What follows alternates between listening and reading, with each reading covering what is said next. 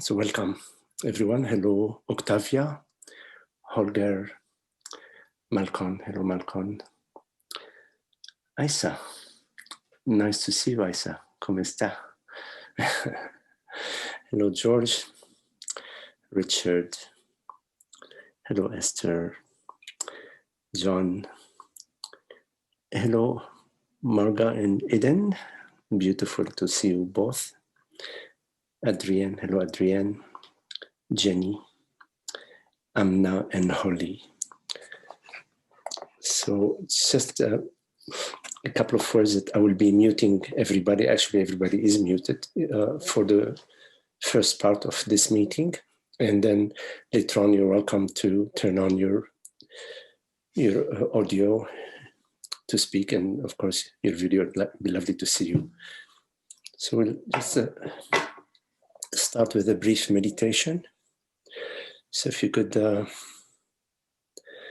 lower your gaze or close your eyes, whichever way you feel drawn.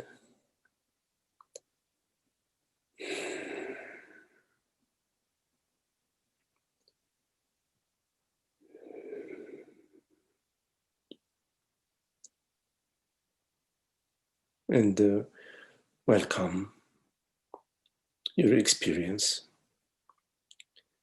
whichever way it appears to you. Whatever sensations, thoughts, images arise to you,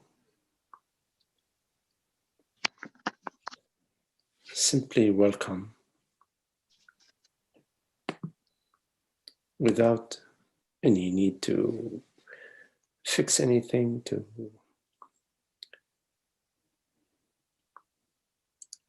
reach a better experience, a better state.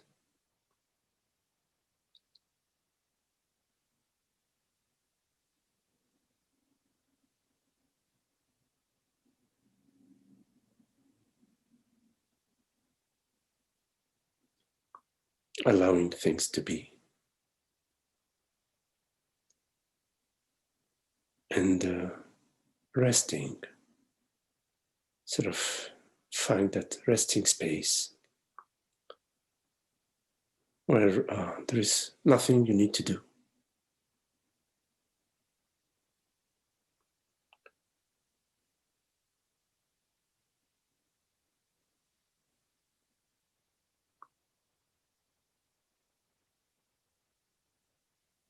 A break from the old habits of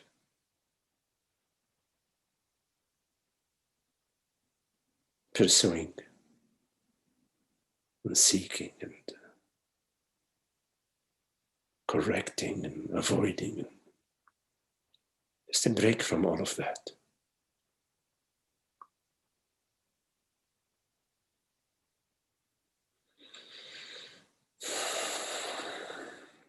How sweet it is to be free from having to defend an image,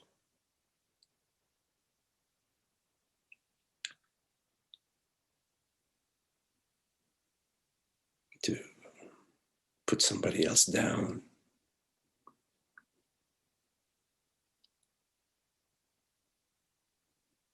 to resist.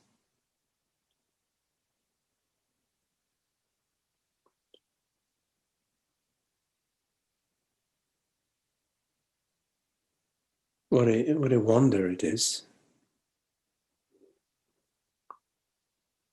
that it is available to us. The peace and the peace of being. It is possible for us to experience the stillness,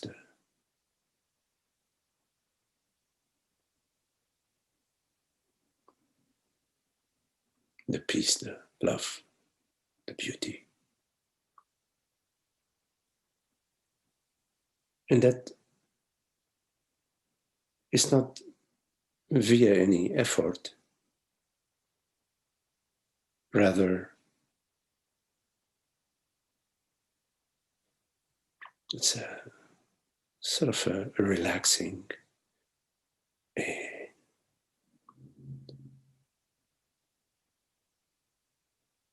remaining still, but not in a contrived way, rather in a fully relaxed and released.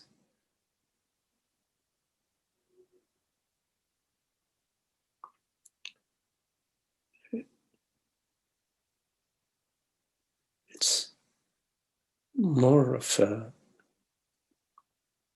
not doing rather than doing.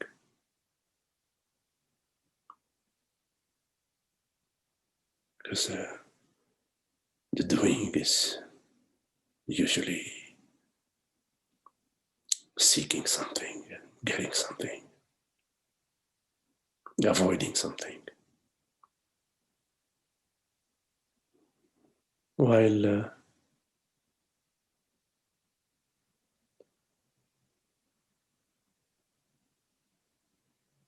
simply being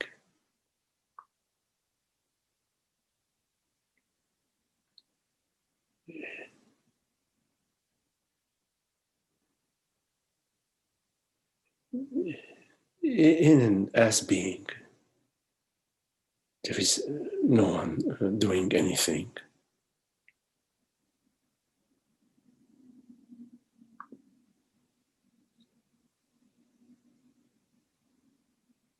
And as being,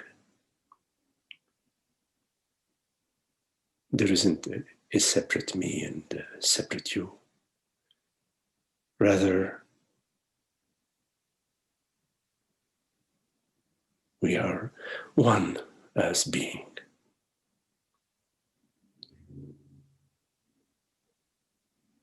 Not one humanity or one society, no, one consciousness.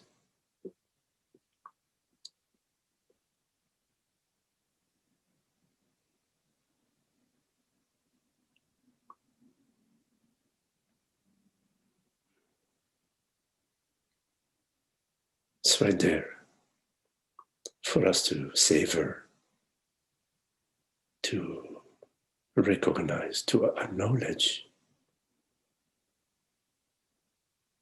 that yes,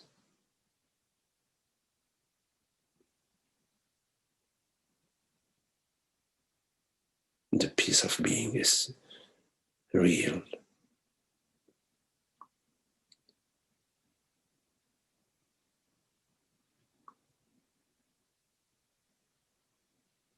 And notice that this peace, this inner tranquility, is not disturbed by hearing this voice. And it's not disturbed by noticing the gentle breath.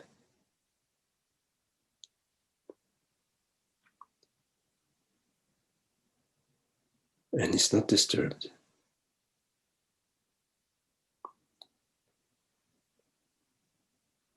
by noticing the sensation of the feet on the ground.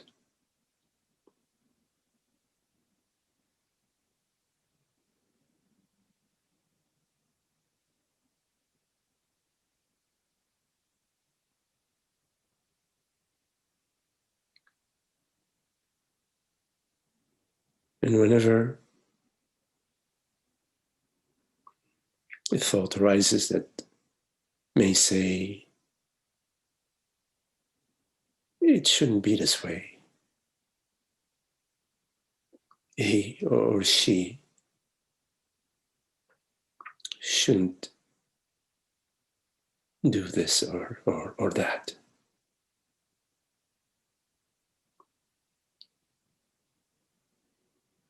At that moment, the sense of separation, the peace of being is veiled by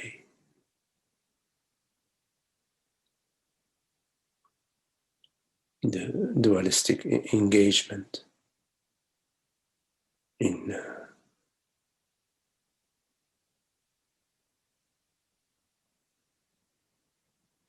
thinking and feeling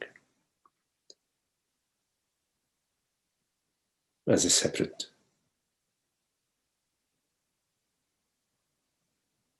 body-mind entity.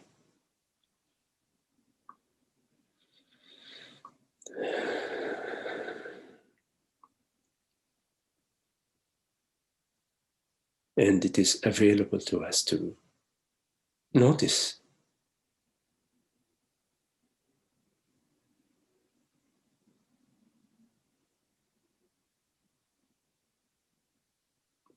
that somehow we are the accomplice, we are the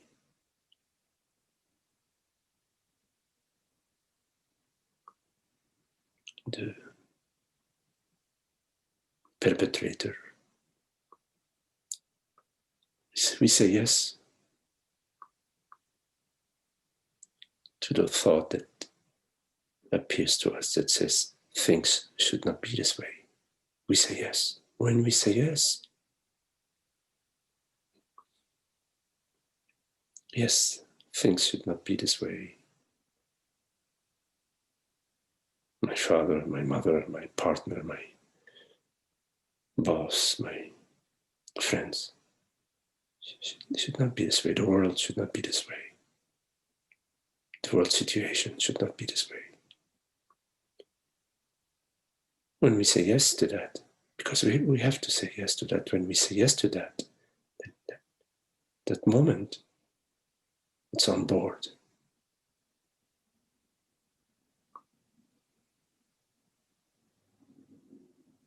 But that saying yes to, it should not be this way, is your option, your choice.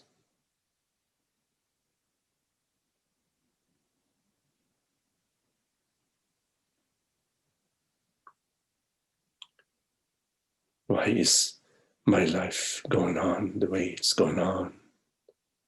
What's going to happen to me tomorrow? You have to say yes to such thoughts in order for them to land, to sort of perch themselves on the branch of ignorance.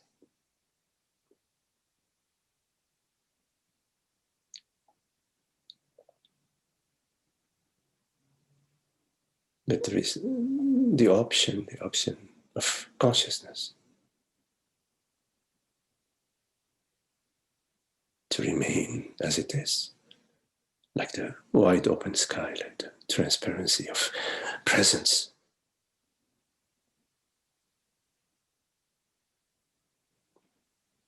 That is unmoved.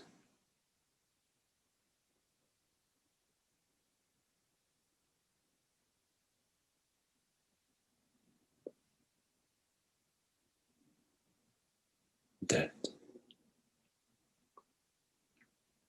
does not get on board with the thought and the feeling and the belief that things should be otherwise.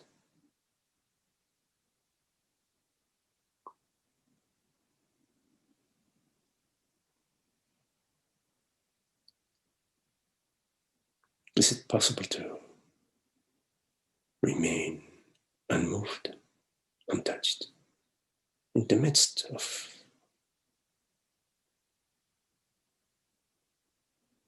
whatever unfolds, in the midst of the weather.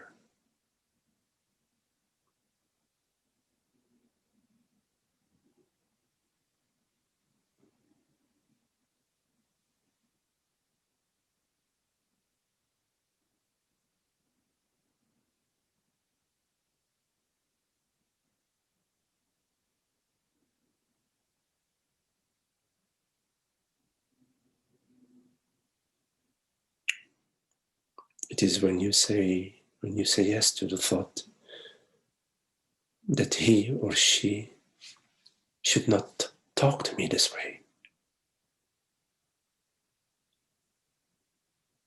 that you create a duality, the illusion,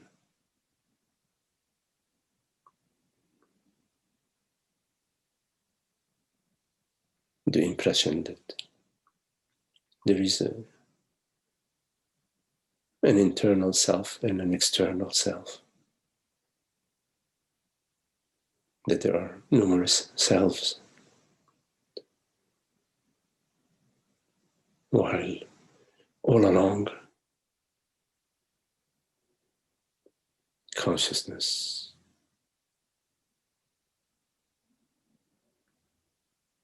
is a whole,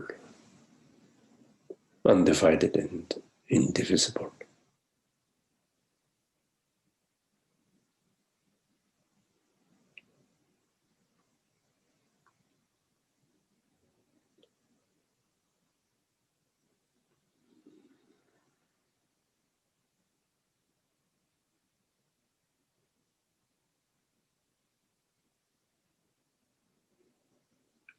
Your experience is that of presence, aware presence.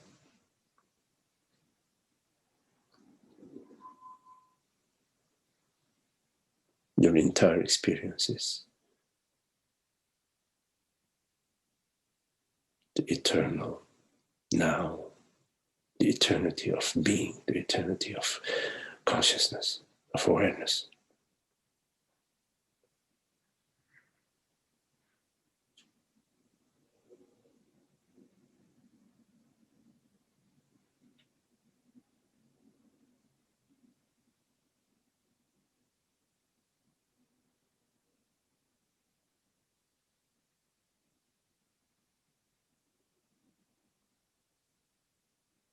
That which does not come and go.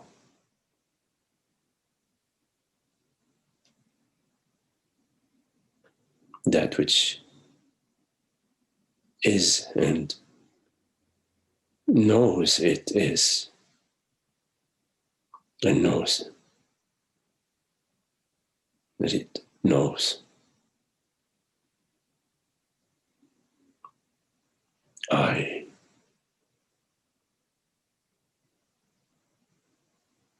I am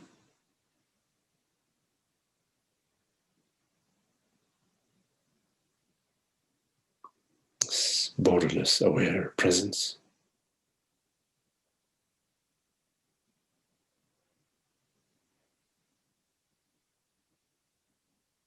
And I know I am.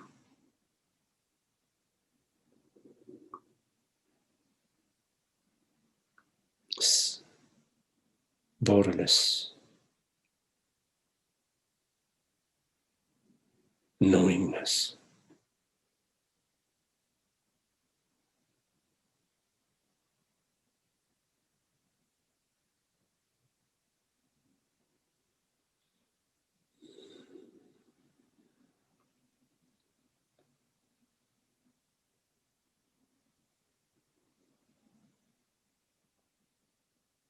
Whatever exists, meaning whatever arises.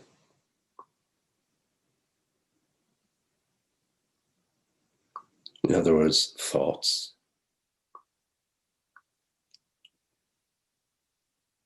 images, memories,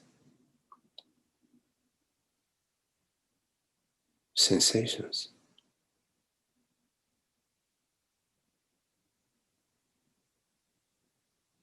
and perceptions.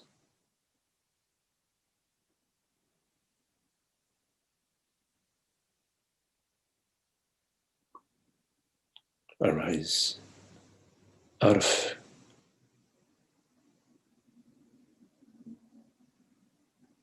the reality of consciousness, which is their source.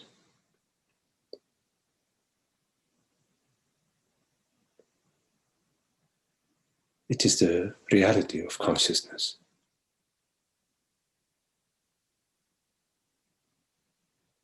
That takes on the form of hearing, sensing,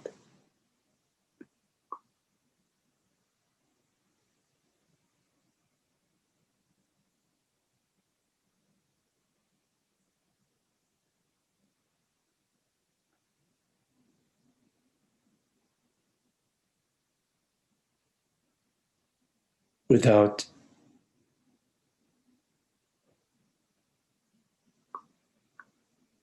ever becoming anything else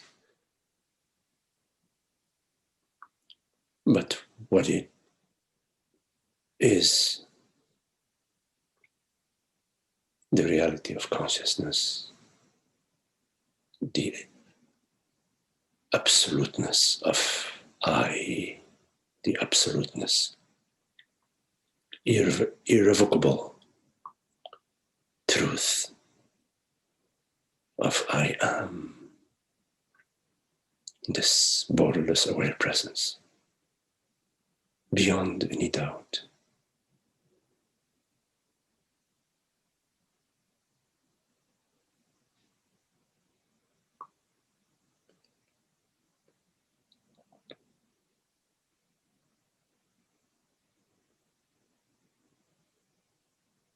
Rather than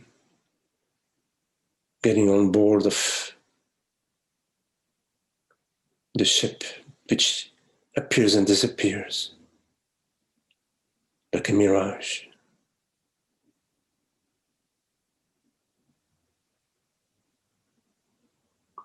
get on board.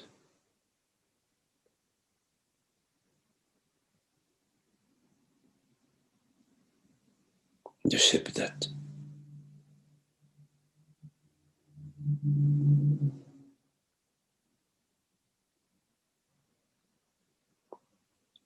is anchored at all ports.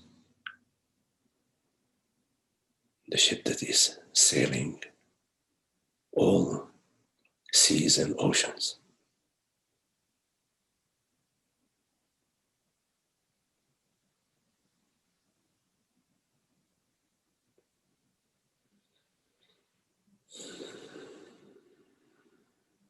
You are that.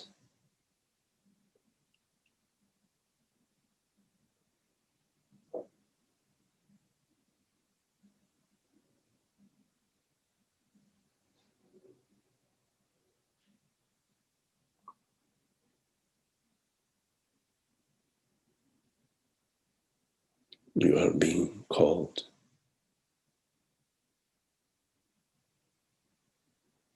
Listen.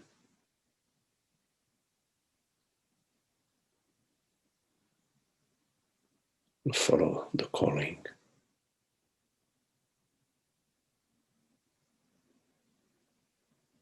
It's your very self that is calling you home, your true home, that which you are.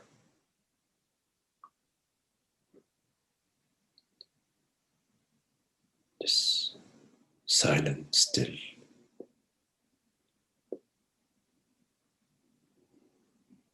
borderless awareness.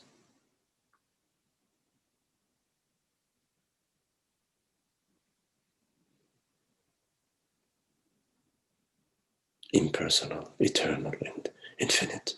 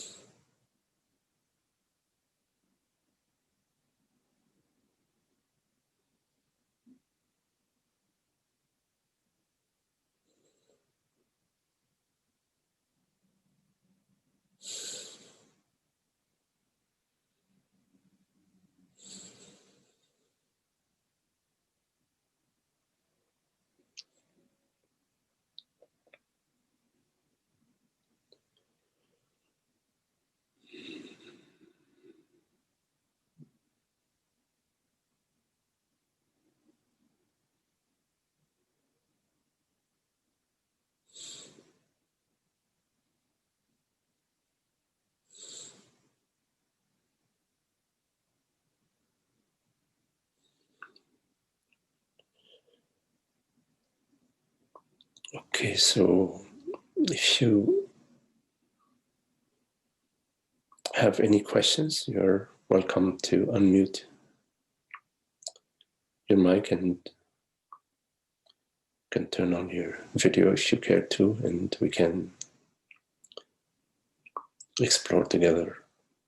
So any questions?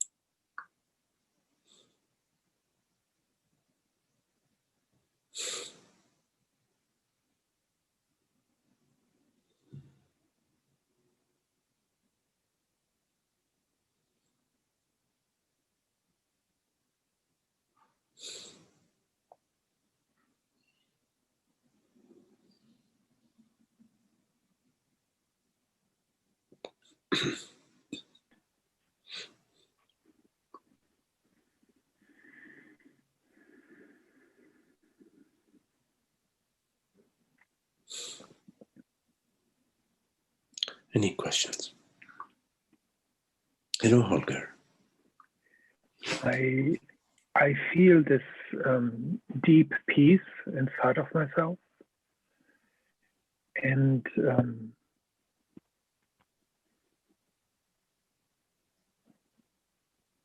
when I'm alone by myself, then they slowly creeps in again an old feeling that maybe I don't trust God, or I would need to do something, like saving the world or something, or that this coronavirus needs to be fixed, or whatever. I mean, there's just this me, instead to just relax in this presence and totally trust in it. I don't know. And it's getting better, much better. It's just still there. And I just want to share this, and maybe there's nothing to be answered. I don't know. Yes, there is.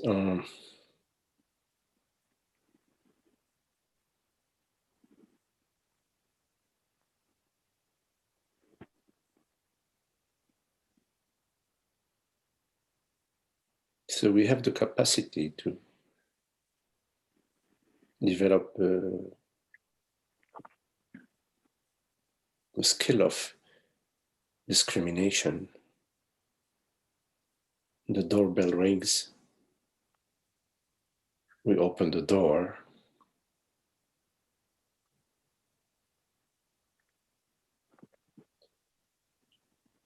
Just because we open the door and now we are face to face with whatever we're face to face, and the answer is not always enter, you're welcome.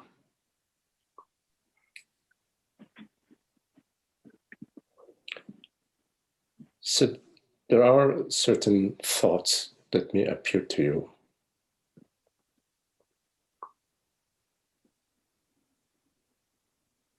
that have within them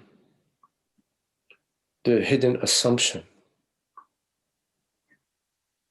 that you are a person, that you are a man, that you are the body mind named Holger.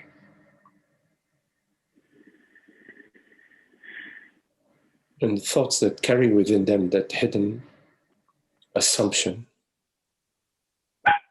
their message is invariably false.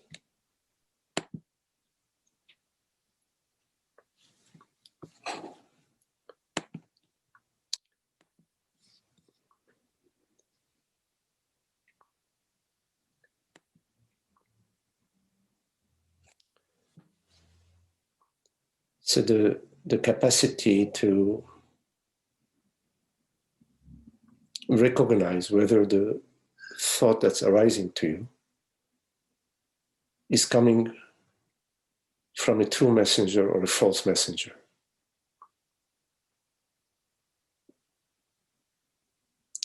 Because if you do not have this discrimination, then you are subject to anybody who knocks on your door, even if they had 10 pints of bourbon before knocking on your door and speaking gibberish to you.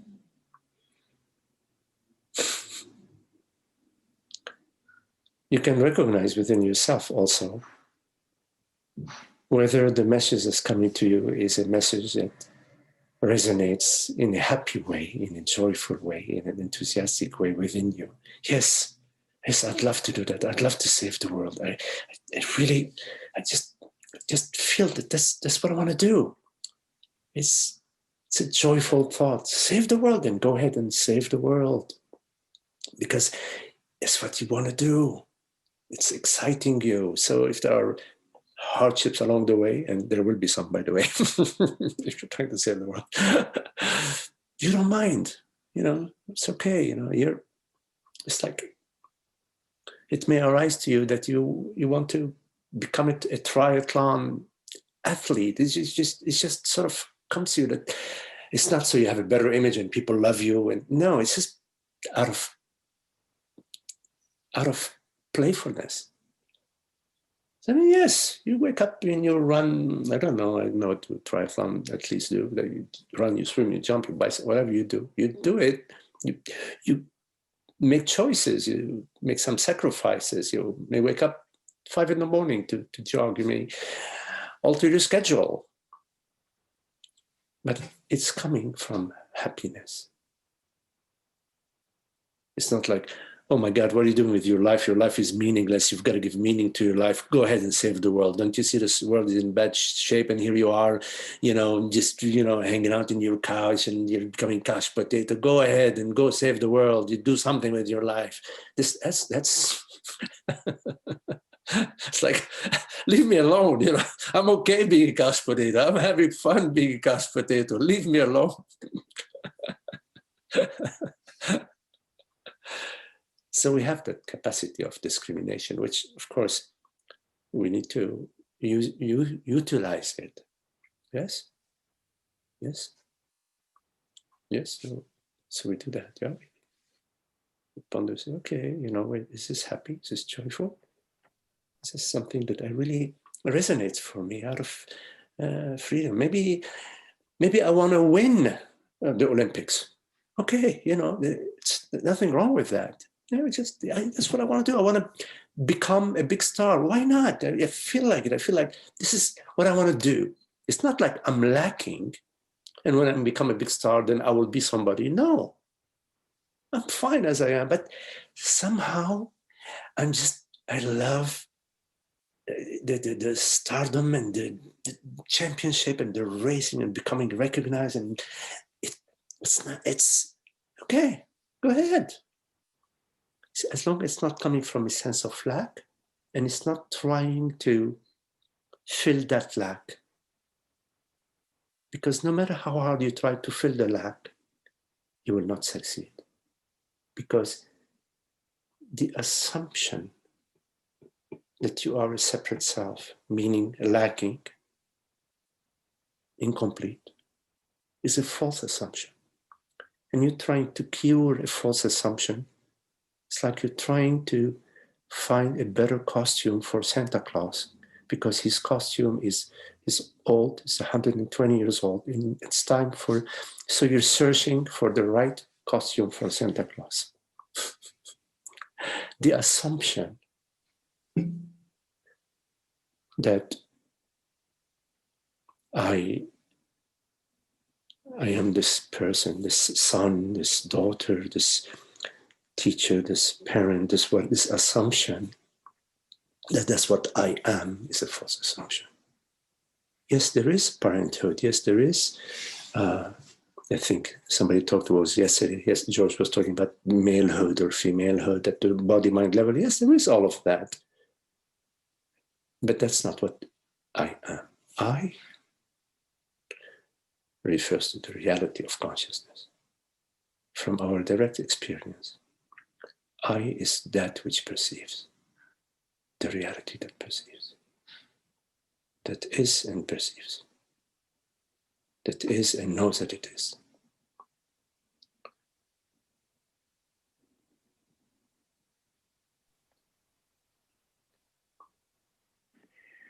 So then this gift of satsang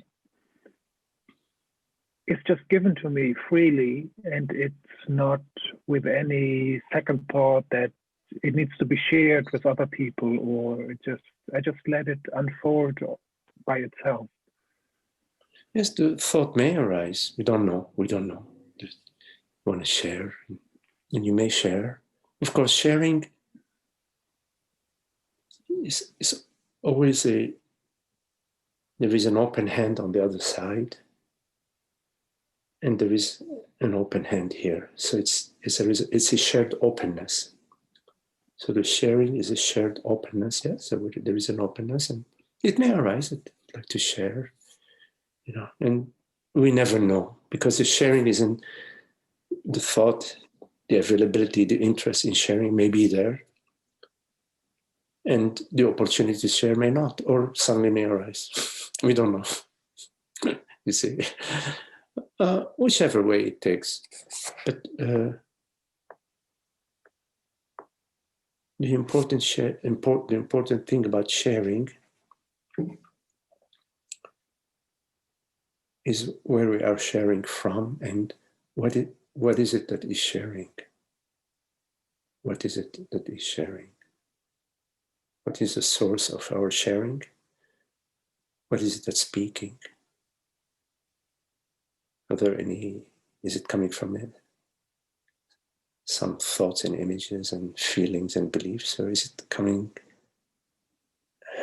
it's spoken through you in a way, out of the mystery of being the universe speaking through you somehow, and you don't have a particular agenda, just the love to share, an interest and a love to share.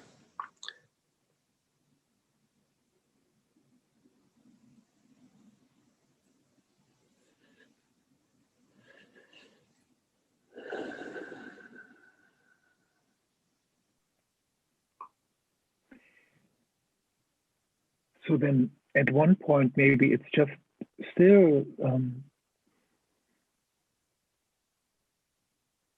not really knowing that there's God. Knowing that there is God? Yes. Yes. I mean, it's still like maybe like still an arrogance in me that this is just me, and not wholeheartedly surrendering to life living me. You see, there is no me.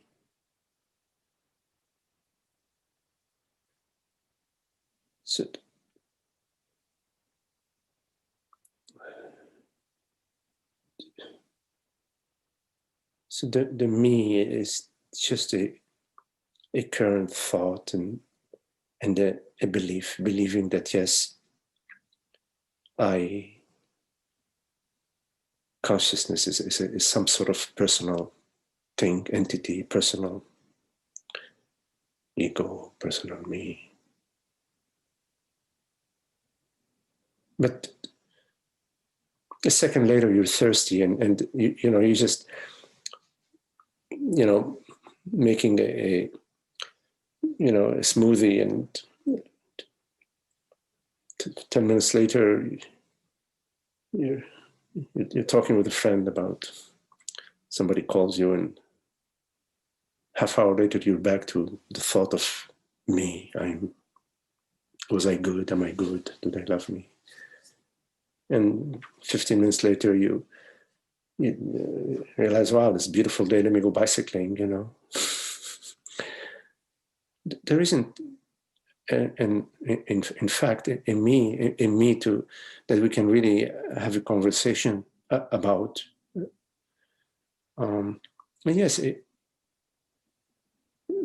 thought arises. A thought arises with an assumption within it that I am some entity. I am a man, a woman. I am this person, and this is my story and my history. But that passing thought requires our, we have to sign the document, DocuSign. We have to do the DocuSign. Yes. So don't DocuSign. I know it's a great tool, but don't DocuSign. So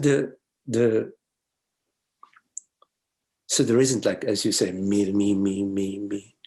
No, there's some passing. Think about, oh my God, do they love me? And never realize, oh, where is that thought? Because I didn't build a house and invited that thought to live in this house,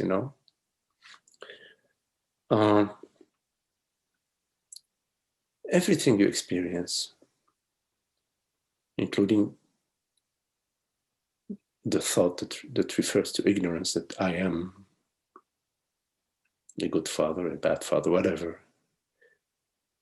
Everything you experience as this transparent, aware presence, you see. So that's truly what is. I mean, that's the reality of your experience, and so that becomes clearer and clearer and clearer to you as you're contemplating that, and reality wins.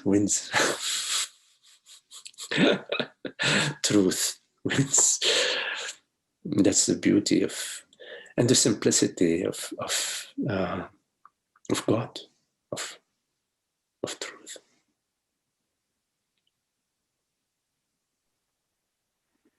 Thank you so much, Magdi. And it's so such an enrichment and such a nourishment to listen to your meditation, and to I can so deeply relax. This is unbelievable. This is really beautiful. Just thank you.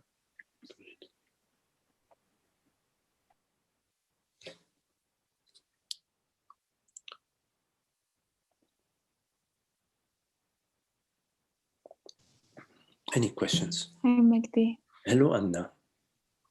So, I think I have two questions. The first one is, last time when George brought up the experience of being a male. So my question is, so underneath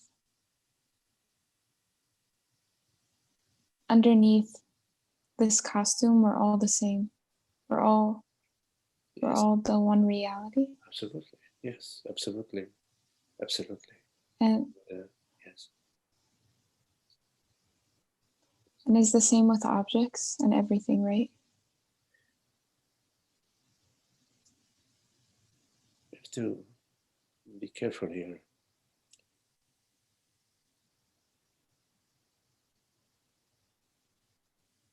So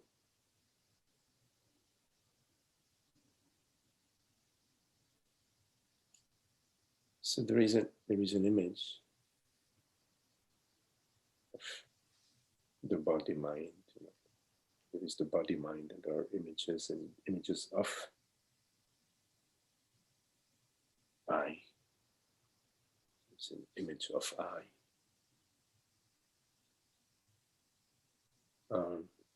Oops, the volume. Okay, let me quickly make a little adjustment. See here. Okay. Is this better? Yes? Yes? Yeah. Okay. So there is an image of I, the male, female, whatever, good person, bad person, great teacher, whatever. And so that's the image, yeah? But Yeah. The reality of I, so that's the image of I, let's say, an imprint. But the reality of I is not the image. Yes? So yes, there is let's say, a costume which changes all the time, yeah? 12-year-old, 13-year-old, 15, 20, whatever, it's changing, yeah? So there is an image of the self. But the real self, the only reality, is no image. So we all share the non-image. We all are this non-image, the I, which is awareness. But the image is different. Yeah? So now the image, Amna, life, or thoughts, or private mind. There is a private mind to Amna, private mind to Magdi, private mind to Isa, Richard, etc. So the private minds, they differ in their shape, their color, their form, their feeling, etc. But the reality of I is the same. So then the question comes, what is the relationship between the image and the reality? So what is the reality of the image? Now, when you know, by an image, I'm not just talking about the perception, but I'm also including a thought or a sensation. What is the reality of the image? Now, when you look at the image and you look for its reality, first you have to find the image. When you look for the image, you don't find it outside of consciousness. You don't find it outside of awareness, right? Mm-hmm. Right? Yeah. Okay. Yeah. So therefore, when you go to the image, you're actually going to awareness. One could say that awareness is somehow taking on the form of image, an image, while remaining awareness. Because when you go to the image, you actually don't go away from awareness. So the reality of the image is awareness. So you're talking about, your question was about the costume. So the reality of the costume is the same, awareness. The costume differs across time and space, but the reality of the costume doesn't. Now, when it comes to, you say, is it true of rocks, things, stones, mountains? All that you know of rocks, stones, mountains, is that there are appearances to you. So there is an aspect to them which we refer to as mind. In other words, all you know of the rock is your perception of it, meaning mind, yes? Yeah. But also, we do not discount the possibility that there is a rock beyond our mind. But a rock doesn't necessarily, is not the product of our mind. Because it may exist outside of our mind. It does exist outside of our mind. For example, New York City doesn't exist in my mind right now, and yet it exists. So, although all I know of New York City is my perception of it or my thought of it, I do not deny that there is a New York City beyond my mind. You follow? Yeah. Now, the question is, what is the reality of New York City within my mind? The reality of New York City within my mind is awareness.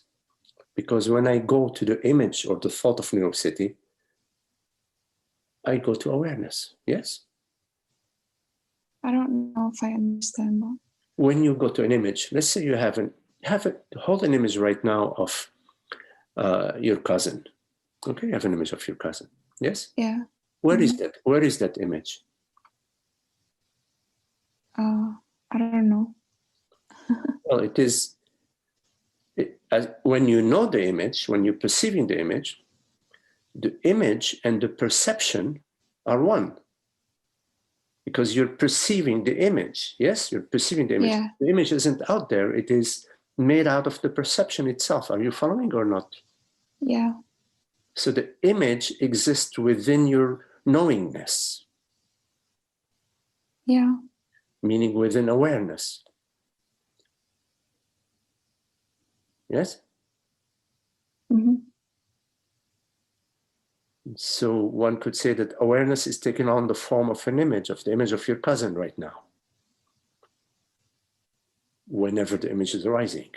I'm making the assumption that right now you are thinking of your cousin. Yeah. So the image within your mind is basically, its reality is awareness. Awareness or knowingness. I used the term knowingness before. Right now you're hearing these words, yes? Yeah. The hearing and the words, are they two or one? One. They seem like two, but they're one. Yes, they may seem, no, I'm not talking about what do they seem. I mean, in your experience, not what they seem, in your experience. Are you experiencing two things? Are you experiencing the words and the hearing? Or in your experiencing, are you experiencing the words and the hearing, or the words and the hearing as one? The words and the hearing as one. As one, okay. Now, where does awareness fit in that, in the hearing? In your experience? Is the awareness Like of the hearing, I'm sorry? Being aware of the hearing? Yes, there has to be awareness of the hearing, right? Yeah. Otherwise, we're not talking about anything. Right? Yeah. So the awareness and the hearing, are they, in your experience, are they two? Or is there a hearing, in your experience, is there a hearing and awareness? No. So your experience is that hearing and awareness are one. I don't want to put words in your mouth. I'm just making words, but you have to agree or disagree from your understanding. Yeah. Yeah, what? Yeah, hearing and awareness are one. Yes, that's your experience. That's my experience too, by the way.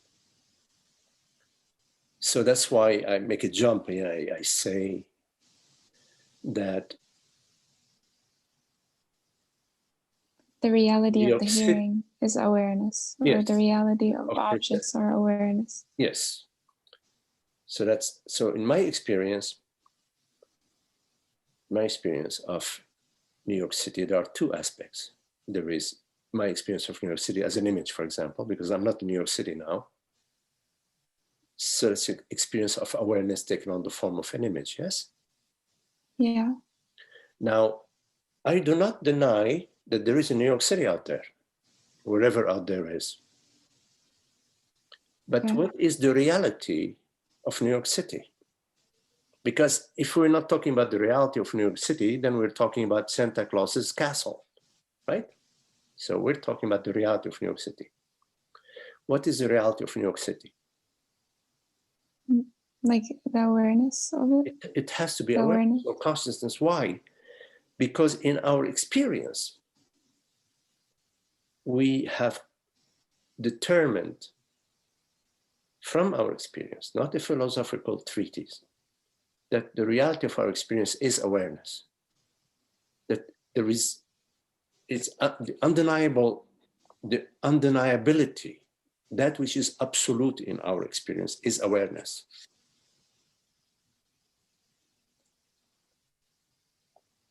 Or consciousness, I use the same word.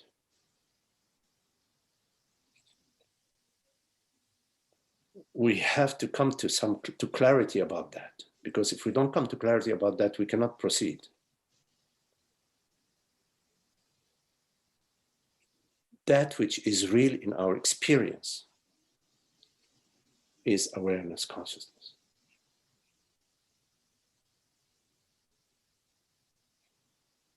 Yes? Yeah. Okay. If we are clear about that, the next thing is to be clear that there is one reality. I get that one. Okay. So therefore, the reality of New York City as an image, meaning the reality of my mind, and the reality of New York City as whatever, you know, Fifth Avenue and, you know, Hotel Pierre, whatever, you know, is consciousness. Yes?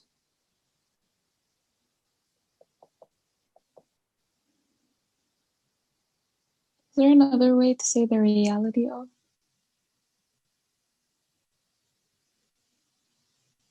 No.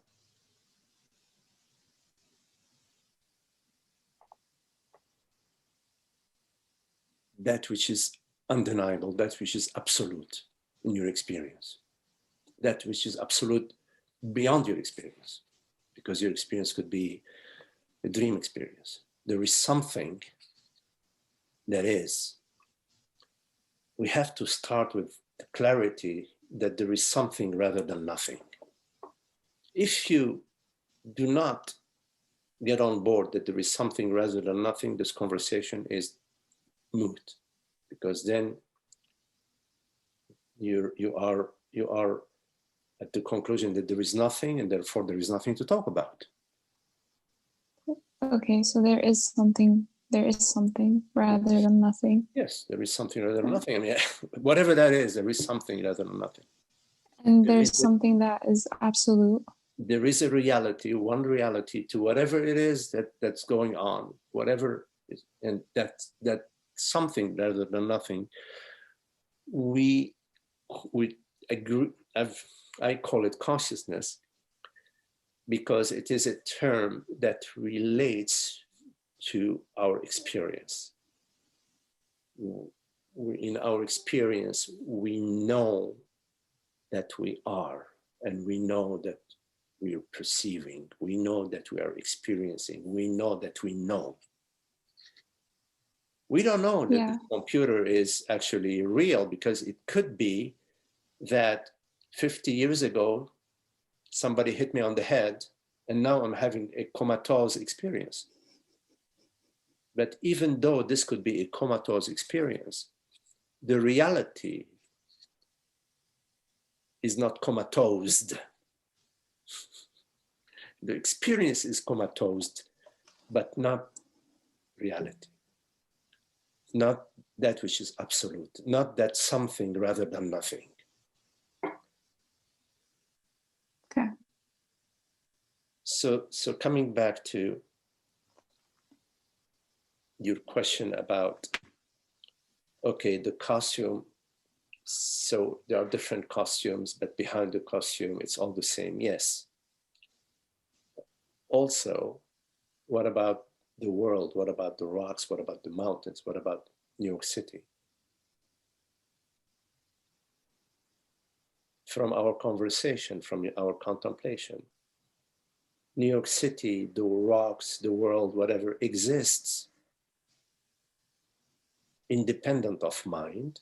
They do also exist in mind, within mind, but they also exist independent of mind. And the reality of their existence as mind and their existence as matter is the reality of consciousness.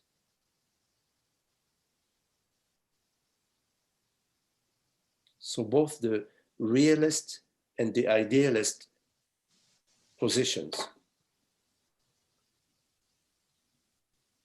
are reconciled under the reality of consciousness.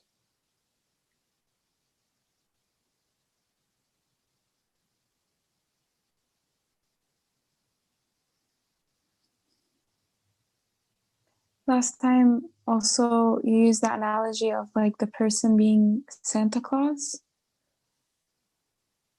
Do you remember? Yes. Okay. Could you talk more about that? Well,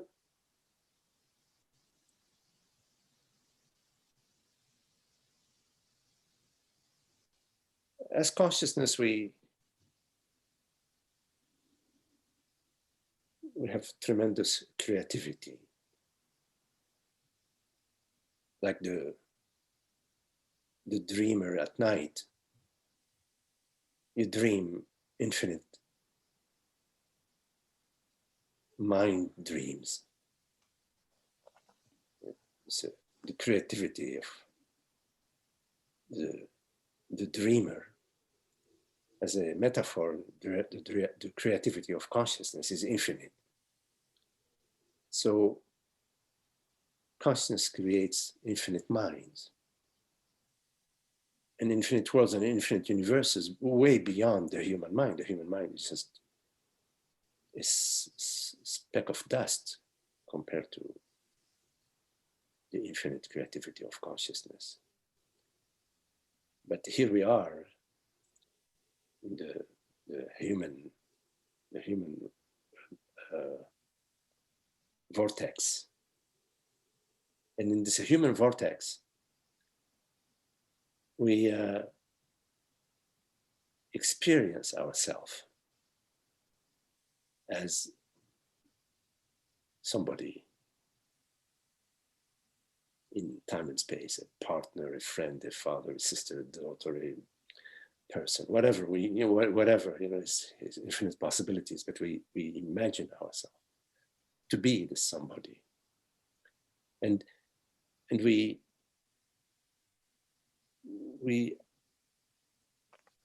adopt the position that which we've imagined is what defines that which we are. So there is the creation of the character, of the dream character. And then there is adopting the position that this particular dream character is that which I am. And so at the local level, meaning at the particular mind level, there is the download from consciousness that I am this particular body mind. And consciousness does that at least in the human realm, across all human minds, meaning it conceives a human body mind, and then it adopts a position that I am this particular body mind. So each one of us feels and believes that I am me, that I am this body mind. And we adopt this belief that I am this body mind because consciousness not only has created this body mind, but it also has adopted the position that it, the infinite universal consciousness, is this particular body mind. And then within that position that consciousness adopts, there is the separate self impression, which is Santa Claus. which I refer to as Santa Claus in some of my conversations. So now there is Santa Claus that we are worrying about and caring about and feeding and taking care of. We're the service of Santa Claus. Why Santa Claus? Because although consciousness has adopted the position that I, universal consciousness, am this particular body-mind, it has not forgotten, in fact, what it is, who it is, or what it is. It still is universal. It is still the dreamer of all dreams. It still is undivided, whole and complete. But it has created an impression of itself as a particular character, as a particular personal self. And that What do you mean by impression? I'm Like sorry? the impression, like the feeling, the sense? Yeah, the sense, the feeling, the image, the thought, the impression is a passing anything. Perception, sensation, thought, it's fleeting, it's passing, it's impression. Oh, have the impression that you know, there was a ghost that just went into this room, you know. So an impression is a mind interpretation of a passing event, which is completely neutral. But the mind interpretation is not neutral. It's assuming a certain reality. So an impression is an assumed reality. Unless you see it as an impression. If you see it as an impression, then you know, hey, it's just an impression. We love impressions, you know. God loves to play, you know. So the Santa Claus is that which we all believe we are and serve and take care of, because we are at the service of the personal self. We are at the service of the me. We worry about me, my family, my tribe, my herd, my deer, my reindeers, we worry about all of these things. You know, we were concerned. We just make sure that all the elves are working really hard. We need to produce. We need to deliver on the 24th. And my God, did I read all the mail? Did I read all the mail? You know, there is so much mail, so much time, and so many. You need to rest. You need to rest also. Sometimes you need to rest, and you know, I mean, it's true that, you know, Santa Claus can go on with 2-3 hours of sleep, but still 2-3 hours of sleep is absolute minimum, you know. And with the population increasing, the male increases, and it's all freebie, you know, it's all free. So, you know, then you have to worry about, you know, the satisfaction of the elves. I mean, you have to food, shelter, and you have to still provide for them. I'm glad you understand the struggle. I have a lot of experience with Santa Claus.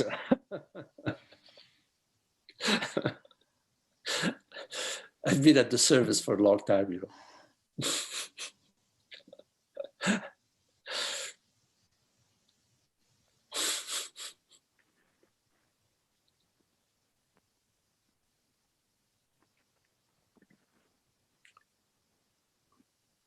You know, it's really so simple. I mean, we are not what appears and disappears. Anything that appears and disappears is not that which you are. Because you do not appear and disappear. That's your experience. You've never experienced yourself appearing and disappearing. That's just a myth.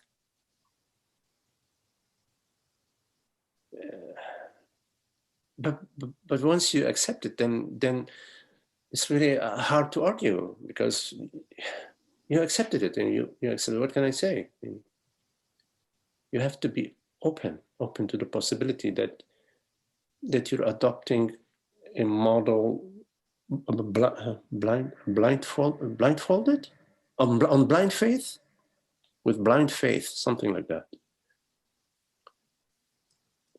You know what I mean? It's like you need to check it out. I heard this, and somebody brought it up last time too, but like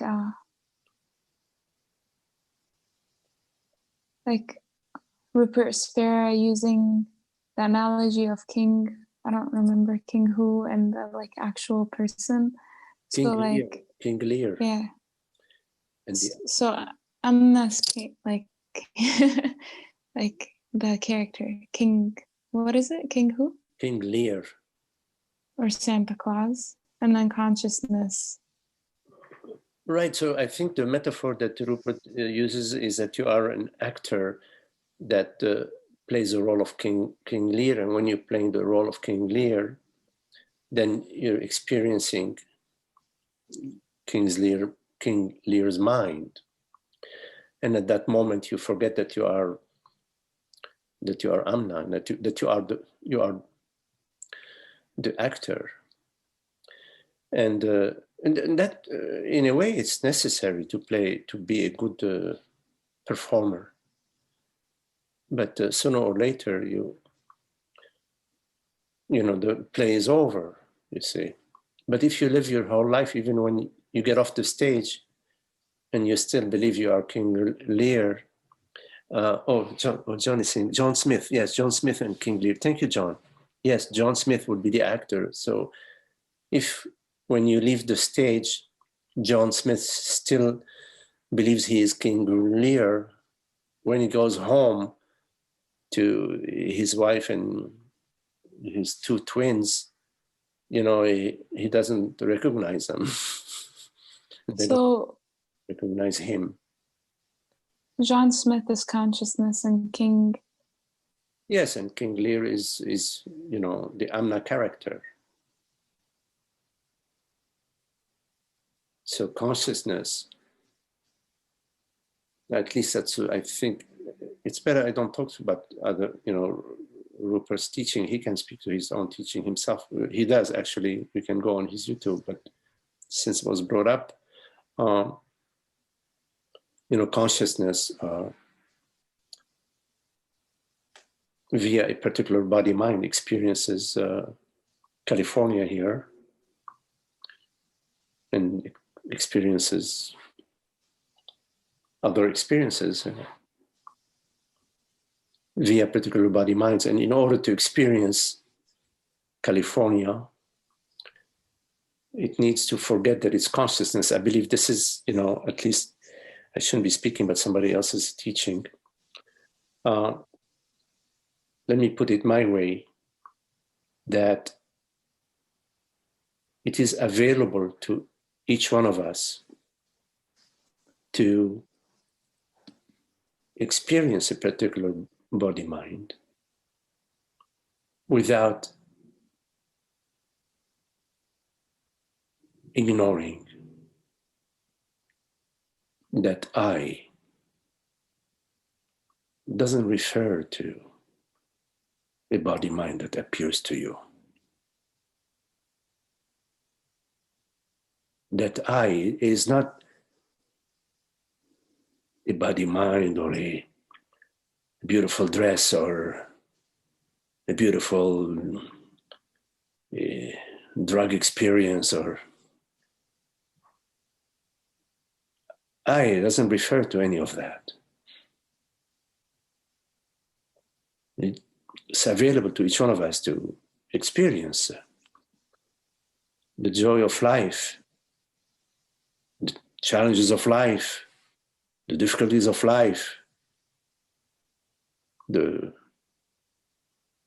challenges of the body, the celebration of life, without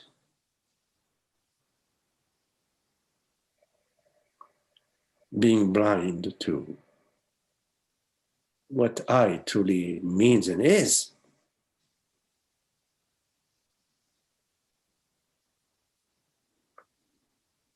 We all refer to I? What are we referring to when we say I? Pay attention. What is it that's referring to I? Isn't it I that is referring to I? Consciousness referring to itself. Why consciousness refers to itself? Because it knows itself.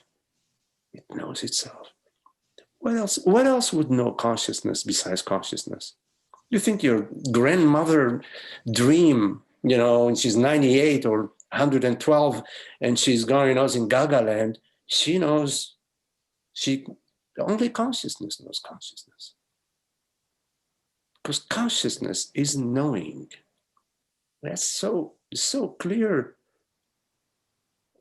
And it may sound like, oh my God, what a great revolutionary revelation, but it's not. It's simple. It's a blatant revelation that consciousness or awareness is self-aware, knows itself. It knows I am.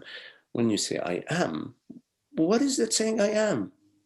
It's I that's saying I am. I, consciousness, knows it is. Your thoughts don't know, do. Your thoughts, what are your thoughts are known. Your feelings, your feelings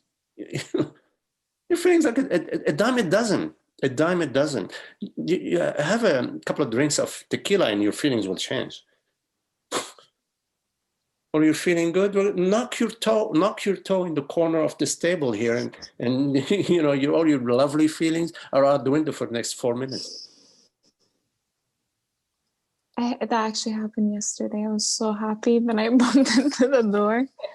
I was just it was awful. It lasted more than 4 minutes. Sorry. I know that's not fun. But hey. It's part of the show. But it changed. Yeah, absolutely. I thought I was gonna have a huge bruise on my face. Oh. But I didn't. So that's good. Yes. You see, you're looking at the glass half full, But Francis often says this joke. He talks about this man who keeps hitting his head on with a hammer on the hammer. And then people ask him, what are you doing? Why do you keep hitting your head with the hammer? He said, well, because when I stop, it feels good,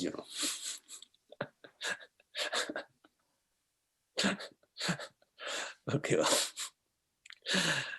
Oh, volume. Oh, it's a volume again. Thank you, Holger.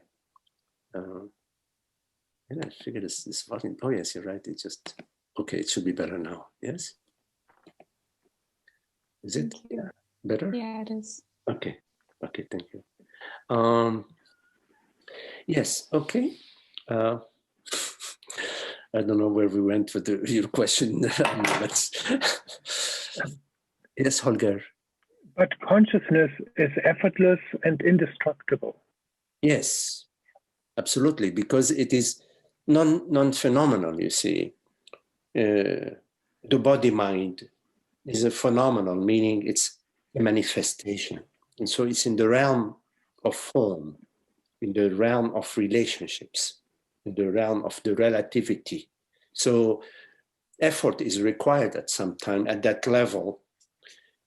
And what was it you think is effortless and indestructible? Indestructible, yes, and indestructible because of you can destroy anything that's phenomenal, and even the atom, you can split the atom, right?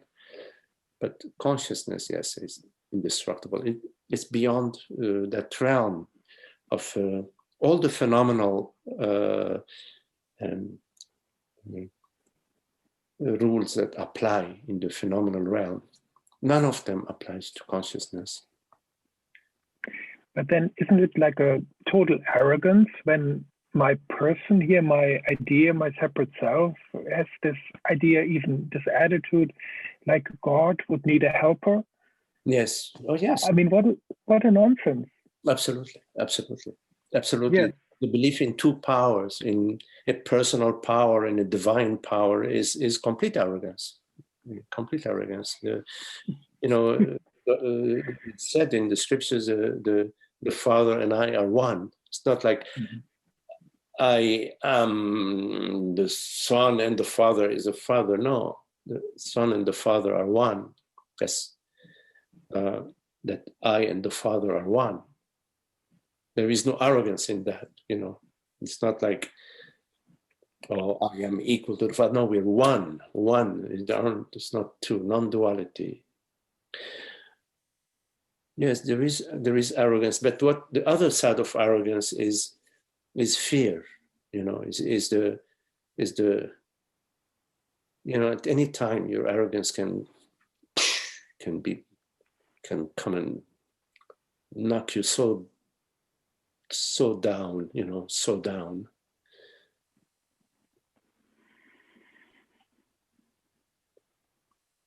And in time we realize who cares about arrogance, Really. I mean, why do you have to have the best, whatever,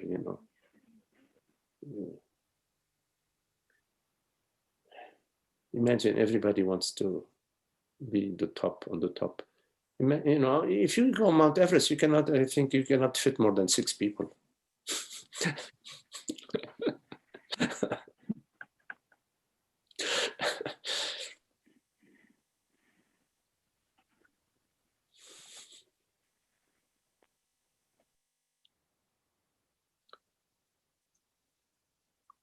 Now, our true humility comes from our recognition, that we are one. There is nobody is separate, better or worse. All that is man-made. This is all the personal power, like you were saying, belief in personal power. Good and bad, it's just a belief in good and bad and the human mind. God doesn't have any such thoughts of good and bad. It's the human, the carnal mind. The carnal mind is a divisive mind. It divides itself from God. And of course, it divides itself from all God's creation. It wants to control, dominate. I mean, look what we're doing to the planet, It's like it's some kind of cesspool for us. It's crazy. It's mad. It's all the result of that, the result of our core misunderstanding about consciousness, about our true nature. We live therefore in fear. We are fearful, and so we grab and grasp. And in grabbing, we hurt the other, we hurt the earth, we hurt ourselves, we hurt the people we love, and we hurt everybody. And this is how we live, and we continue like that year after year after year after year after year. And then the dream is coming to an end, and what have we done? We've clawed and scratched and caused so much suffering, And then what? We take the last human breath, the last breath through our nostrils, this meaningless breath. But so it's very important to contemplate, we all suffer, we all have suffered, it's okay, this is what brought us here to this place where we can realize something beyond that, our little bubble of my life, my world, my understanding, where am I going next? What am I going to do next? What is this I? To ask what is this I is very scary for I, but yet it's crucial because you are contemplating ignorance. If there is an I, no problem. The I will say, here I am, and then will become very clear. Yes, there is a separate self, and here it is. But when we look at the I, that yes, of course it is scary. But then what are we looking at? A bundle of thoughts, images, beliefs, memories, stories, But me, my life when I was 12, when I was 5, when I was 6, oh, my brother, my cousin, my mother, my this, you know, it's passing thoughts and images and feelings. Where are they? Where is the past?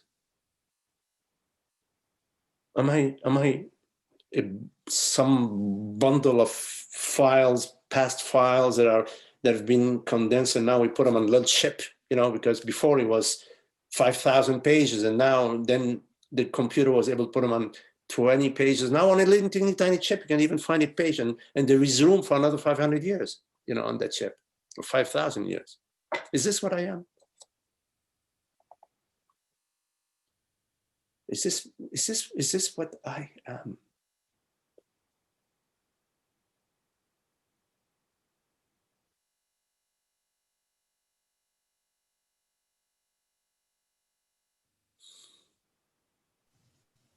When we seek the like something like the non-ending of something, or for something to like to stay forever, we're just seeking like in the relative realm, like what we're really seeking is our true self. Whatever you are perceiving is illusion. So whatever you are seeking as something you're perceiving or conceiving, not just, I don't mean perceiving with the senses, and perceiving, there are mind perceptions, is illusion.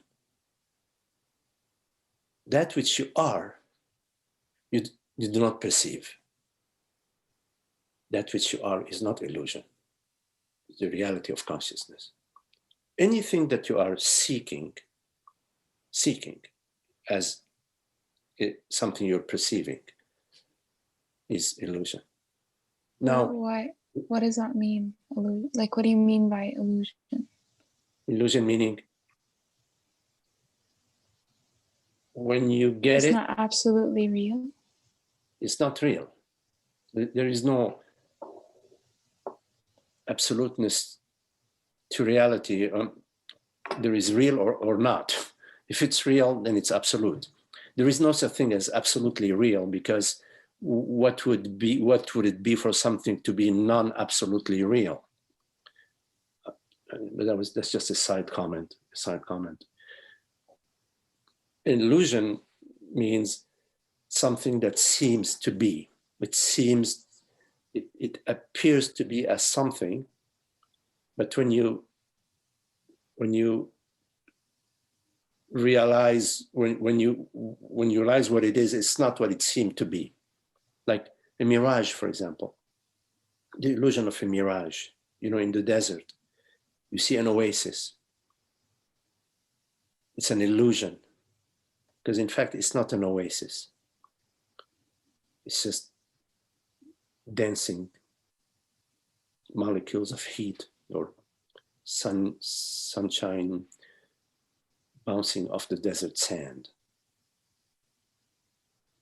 Whatever you perceive as illusion is not, it seems to be. So the oak tree seems to be an oak tree, but it's not what it seems to be.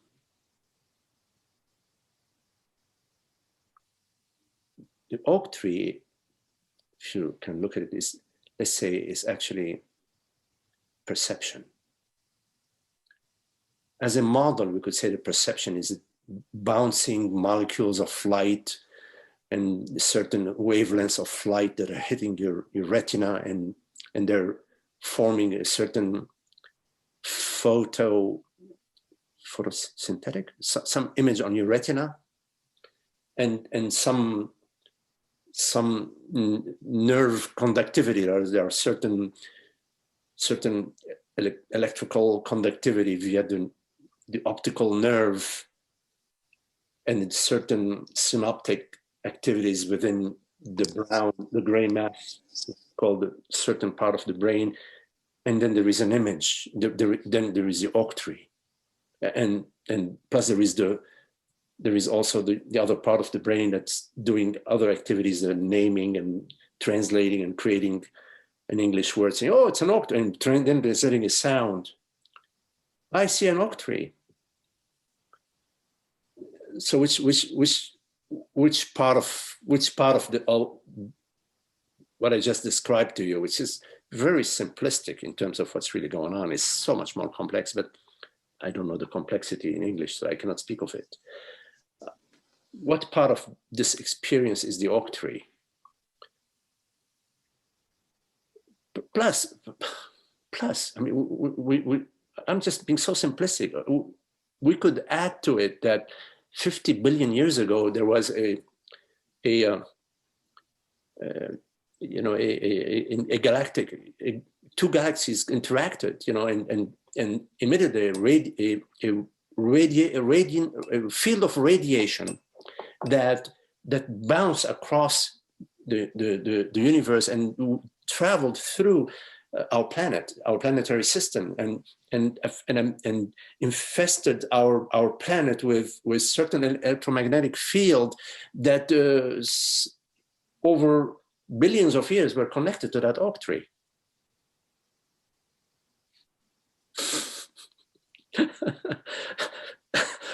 Wait, let me go the other direction. Let's keep it simpler. Let's go simpler. The octree, the octree is an illusion in that it is an experience. It's a mind experience, and it's a body-mind experience. And the body-mind experience is the reality of the body-mind experience is its source, is not downstream, you see, it's the source. Everything arises from the source. So what is unfolding downstream is referent, is the source.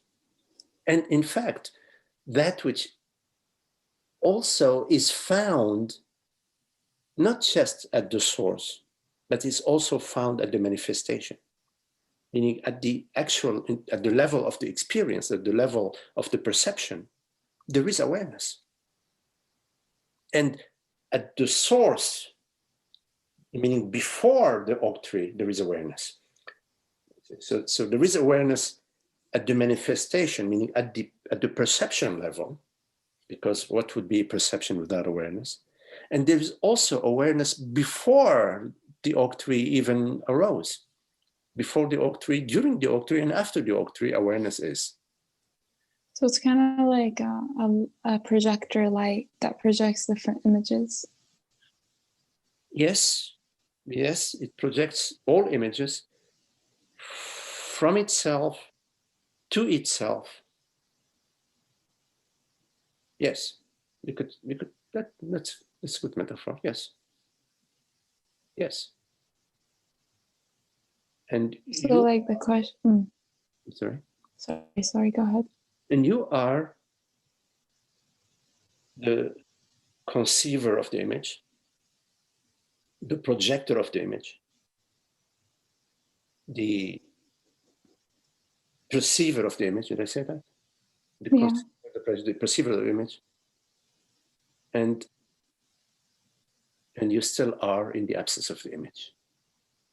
But in terms of the image, yes, you are the conceiver, the projector, the perceiver, and the extinguisher of the image. So back to the question of like when we seek something to last. Yes. And then you said the seeking. Good luck with that, by the way. Good luck with that. Because anything that you seek and you find, in time you will lose. But I interrupt you. I keep interrupting you. What was the it's okay. question again? Right. I don't remember. Everything that you seek. Oh, the volume again. Yes, thank you. So everything that you seek is phenomenal. Yes. And when there's that sense of wanting something to last, like what we're really seeking is truth. Yeah, you could say that.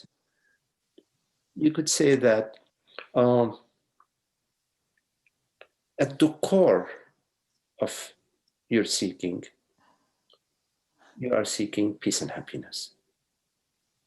In everything that you are seeking the end of the seeking.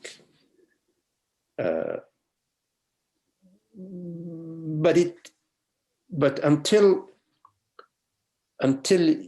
you get to the sense of the end of the seeking, you're still seeking, because until the mind gets on board that its reality is already peace and happiness, it remains active in the objective, worldly realm.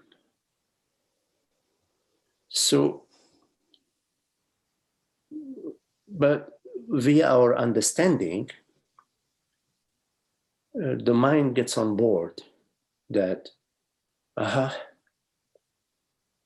wait a minute, when I'm seeking something, I'm seeking happiness, I'm seeking something, I get it, then I can relax, because goodness gracious, I don't need to seek anymore.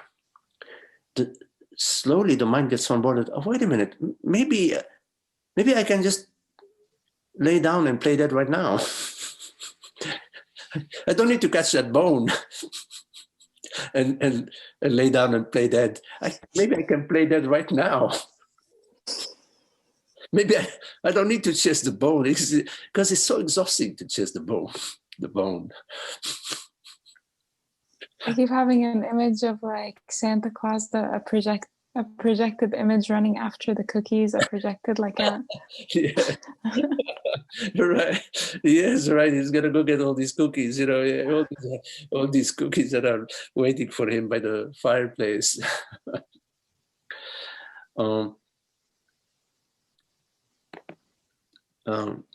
Yes. The seeking is seeking its ending, because the seeking is not a happy activity. Now, if we are seeking, then I would say might as well seek truth. Seek happiness. I don't mean pleasure, of course. Pleasure is something else. It's okay. Nice ice cream with a little kalua, whatever, beautiful. But in terms of seek that which really, really matters to you. Not something that comes and goes. Happiness, peace and happiness. It makes sense to me, because this is really the goodie, So seek happiness. And along the path of seeking happiness, it's helpful to understand that a happiness that comes and goes, it's better to have a happiness that doesn't come and go, if you have an option. So the option is B, the happiness that doesn't come and go.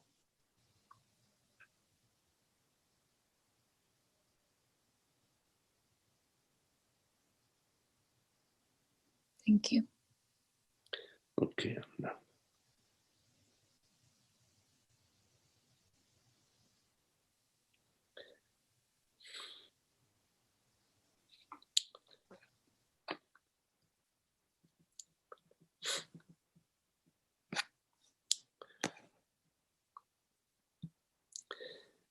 Any questions?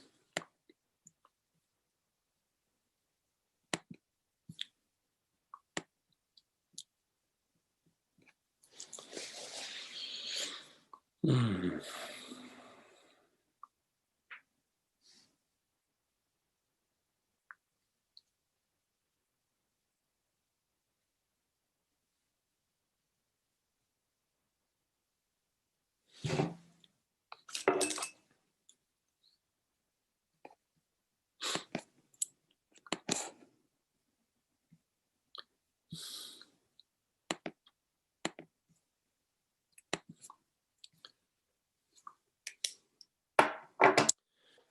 Any questions?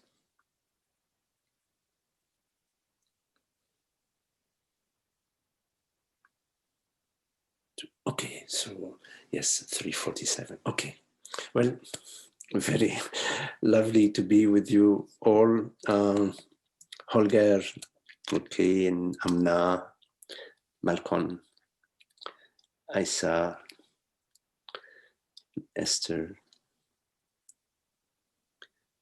Richard, George, and John, Marga, and Eden. Hello, Amna, Holly, Gisela, and Biasti. Hello, Biasti. Thank you all. Thank you, Magdi. Thank you, Magdi. Thank you, Magdi. Namaste, all.